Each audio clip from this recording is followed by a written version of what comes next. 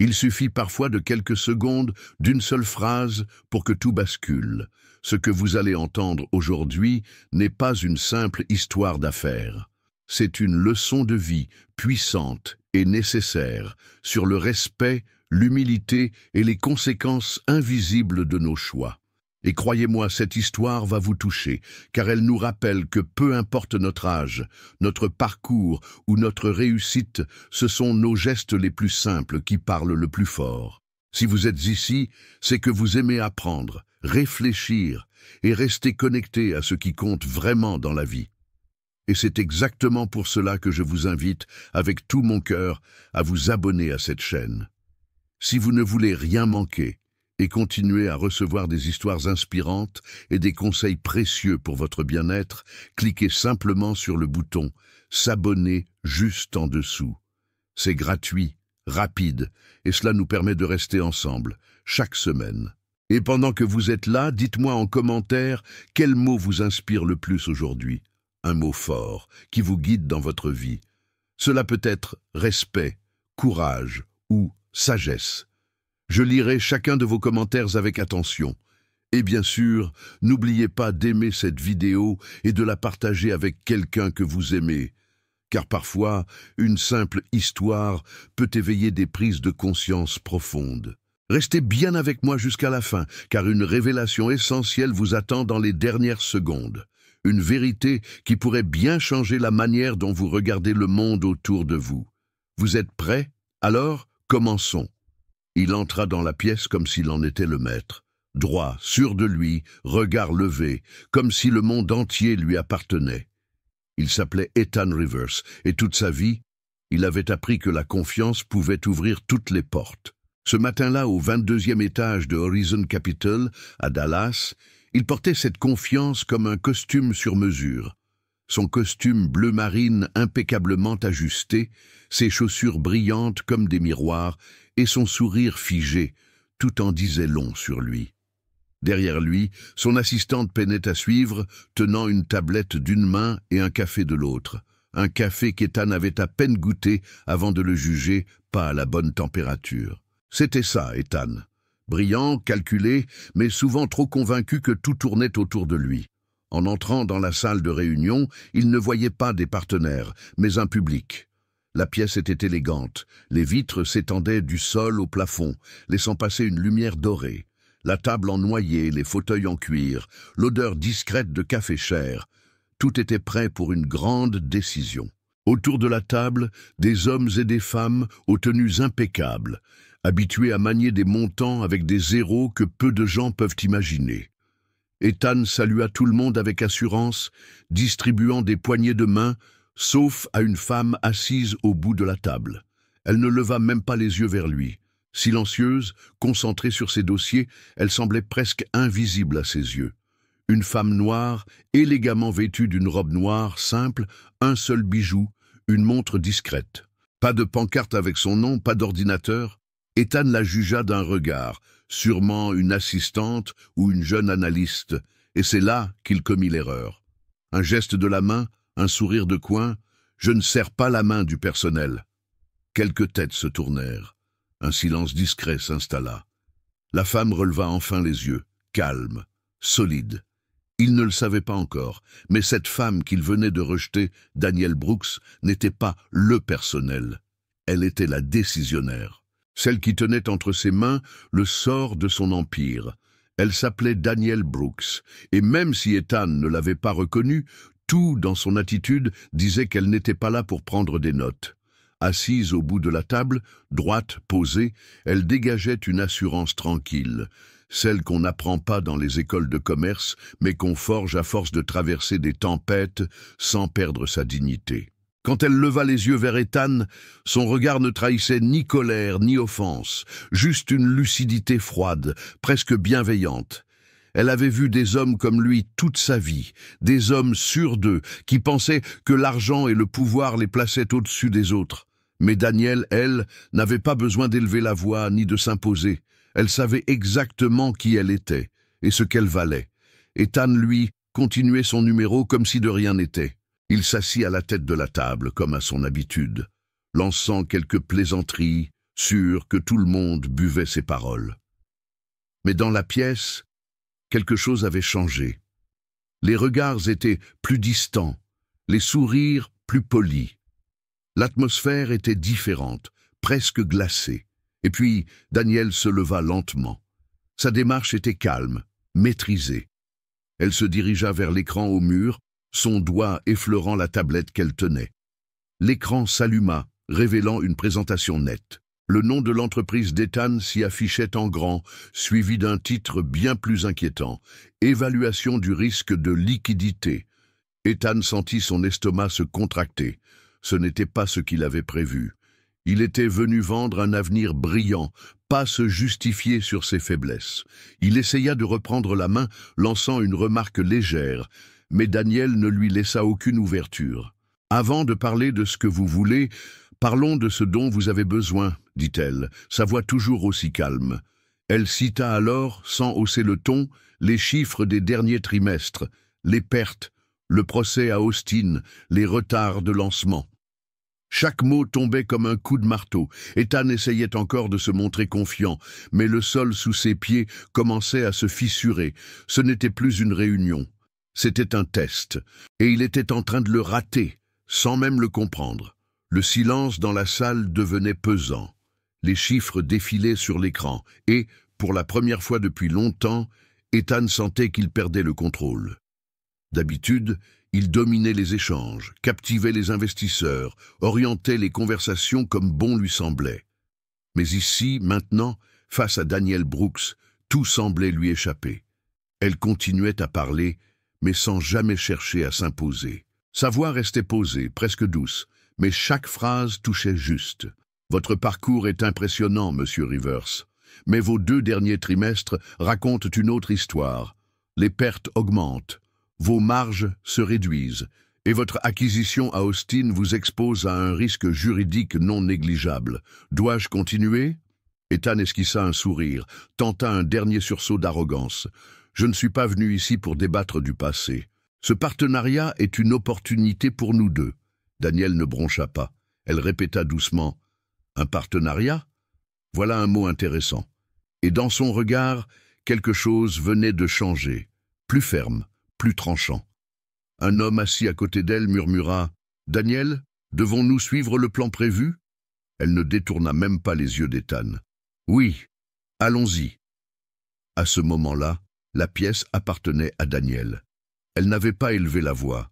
Elle n'avait pas cherché à écraser. Mais tout le monde avait compris où était le vrai pouvoir. Ethan, lui, s'accrochait encore à son ancienne certitude. Il s'ajusta dans son siège, desserra ses boutons de manchette, comme s'il se préparait à faire un discours. « Parlons chiffres, j'ai des projections qui vont vous convaincre. » Mais cette fois, personne ne s'enthousiasma. Personne ne se pencha en avant. Les visages restaient neutres.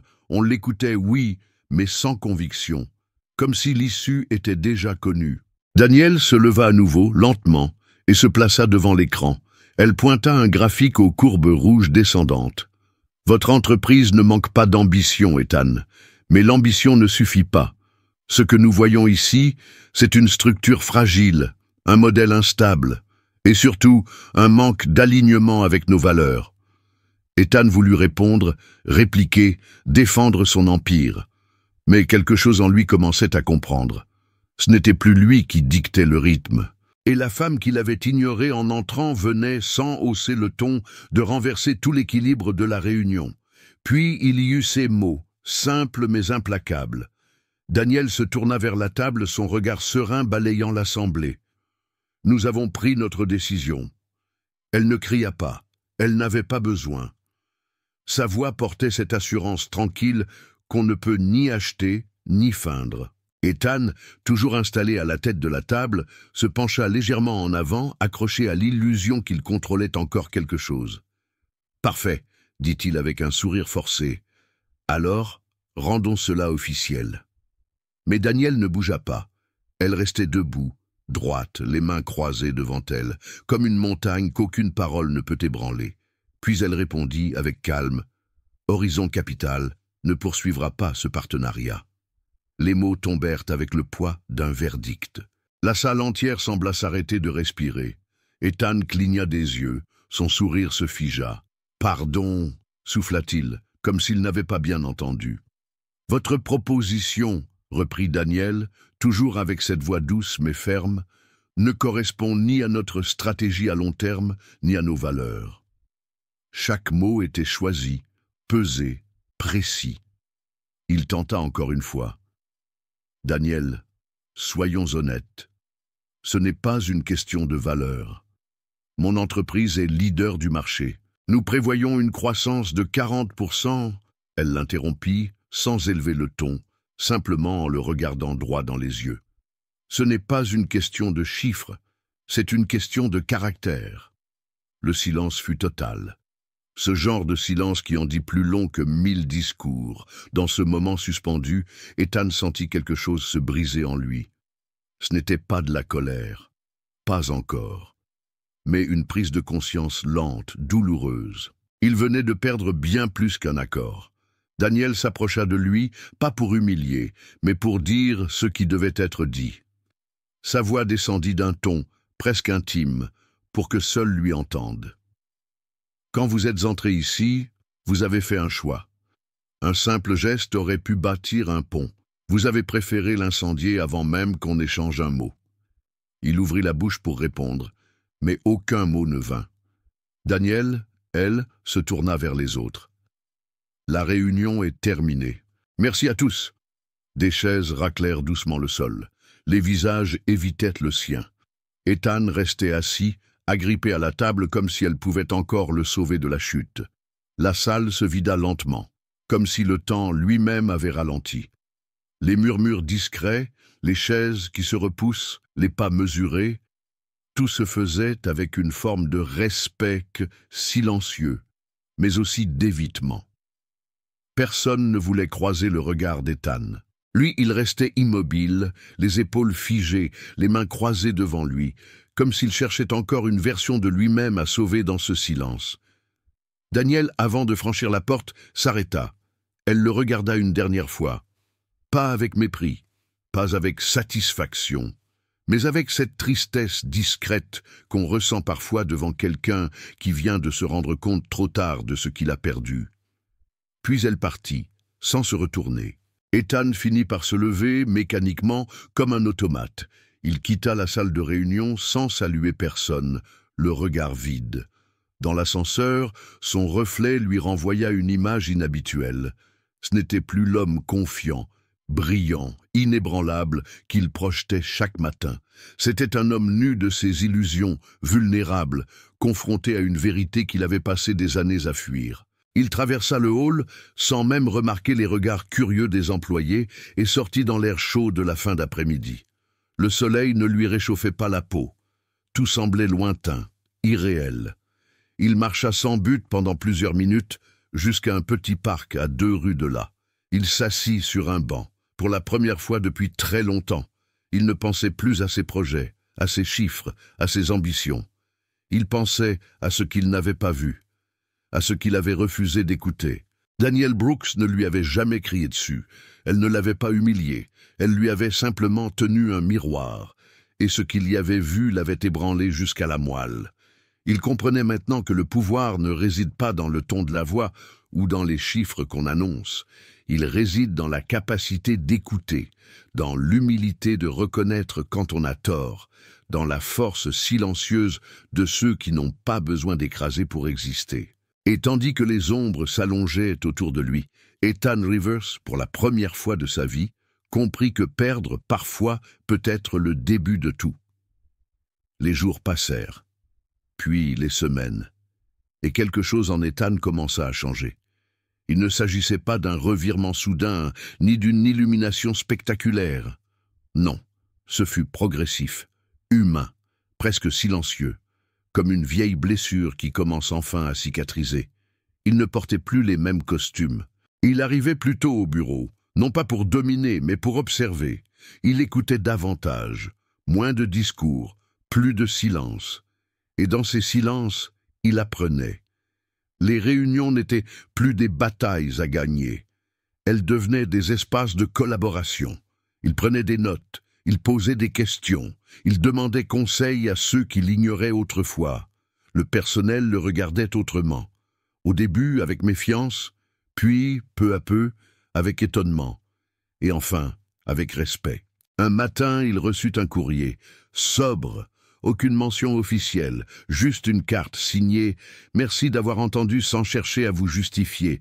Le vrai pouvoir est dans la transformation. D. » Il relut cette phrase plusieurs fois, puis la rangea dans son portefeuille, là où il gardait ce qui comptait vraiment. Cette rencontre avec Daniel Brooks avait tout changé, non pas parce qu'elle lui avait fermé une porte, mais parce qu'elle lui avait offert un miroir. Et à travers ce reflet, Ethan avait entrevu une version de lui-même qu'il ne connaissait pas encore. Ce n'était pas un homme plus faible, c'était un homme plus vrai. Plus tard, dans un séminaire auquel il avait été invité, on lui demanda ce qui avait marqué un tournant dans sa carrière. Il prit le micro, réfléchit un instant, puis déclara simplement « Le jour où j'ai appris à me taire. Le jour où j'ai compris que la force n'est pas de convaincre, mais de comprendre. » Un silence chaleureux suivit ces mots. Dans ce silence, une nouvelle voix s'était levée. Ethan Rivers n'était plus l'homme qu'il avait été. Et dans cette transformation lente, patiente, profonde, il avait découvert quelque chose que ni l'ambition, ni le succès n'avaient pu lui offrir, la paix.